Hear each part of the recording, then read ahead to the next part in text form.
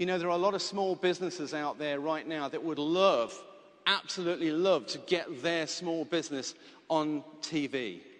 Anybody who was here in September heard me talk about the impact of when I worked at EMI Music of television advertising. And some of you have now seen that with your increased catalogue requests. So now you're going to see that with the lead generation. However, if you just sit back and wait to get a lead passed to you, then you're missing 95% of what that TV advertising is all about.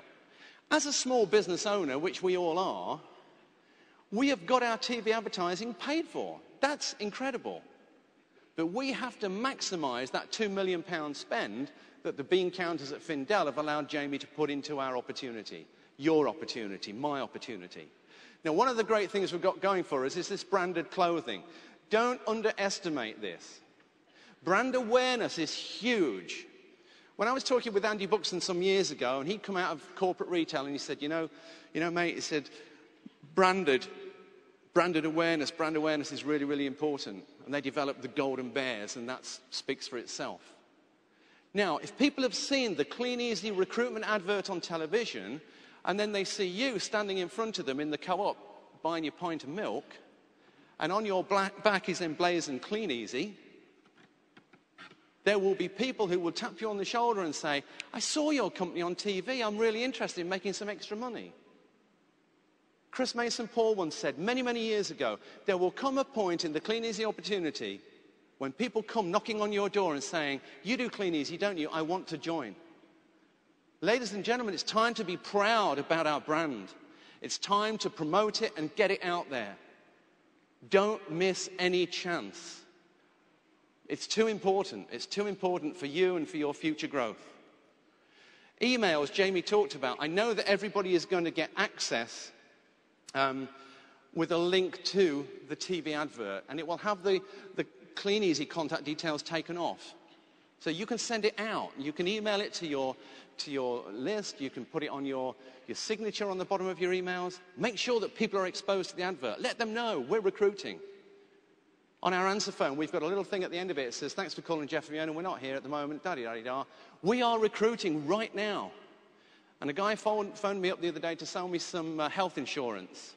And he left a message on my answer phone and he said, I gather you're looking for people, I'm interested. So there's lots of things you can do. You have to let people know. Deborah's going to be coming on shortly and she's going to be talking about the 3-foot rule, so I'm not going to go into that too much. But for the uninitiated, the 3-foot rule is anybody who comes within 3 feet of you. Get into a conversation with them. My little tip is this. It's not difficult to strike up a conversation with people and get them moaning about their lot. Right? What I mean, for example, is maybe you go and you fill up with fuel 10 o'clock at night after one of your opportunity meetings. Only fill up with a tenner at a time, because that way you can go to 5 different service stations. And you just say to them, you've got to have a phrase that works for you. We just say, gosh, they must pay you well to be working at this time of night. Don't pay me well. And then you just say to them, I tell you what, it doesn't have to be that way. If I could show you how to double what you're earning right now without giving up this, would you want to take a look? Our company's advertising on TV right now, and we're recruiting hard-working people like you. It's not difficult to do. You'll get butterflies when you first do it, but if you get that butterfly feeling, I think Chris Mason Paul says 3 times a day, your business is going to grow. And then you warm market. This is the one thing that so many people, I don't know why, seem to struggle with warm market. Are you proud about your business? Are you excited about the opportunities that lie ahead of you?